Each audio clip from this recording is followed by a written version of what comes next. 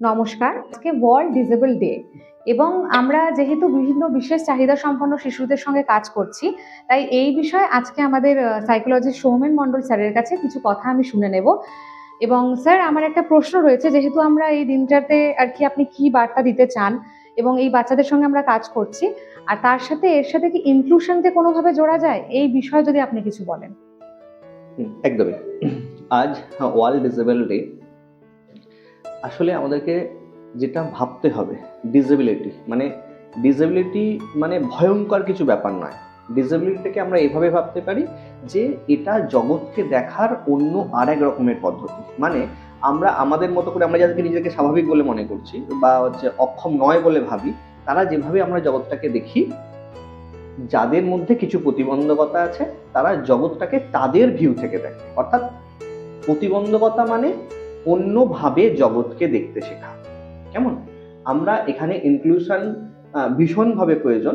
কেন? একটা সমাজে বিভিন্ন মানুষ থাকবে, এটাই খুব স্বাভাবিক। বিভিন্ন এক্সপিরিয়েন্স থাকবে, বিভিন্ন আইডিওলজি থাকবে, এটাই স্বাভাবিক।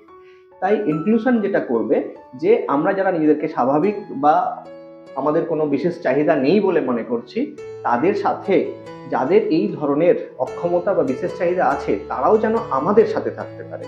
একসাথে আমরা এই সোসাইটিটাকে আরো সুন্দর করে যাতে গড়ে তুলতে পারি, সেই দিকে আমাদের অনেক বেশি মনোযোগী হওয়া দরকার। আমাদের সাথে যুক্ত যে সমস্ত শিশুরা আছে তাদের প্রত্যেকের অভিভাবককে বলবো যে আপনারা ভাবতে শুরু করুন যে আমাদের বাচ্চারা অক্ষম এরকম কোনো ব্যাপার নয়। বিষয়টা হচ্ছে যে আমরা বা আমাদের বাচ্চারা অন্যভাবে জগৎকে দেখছে।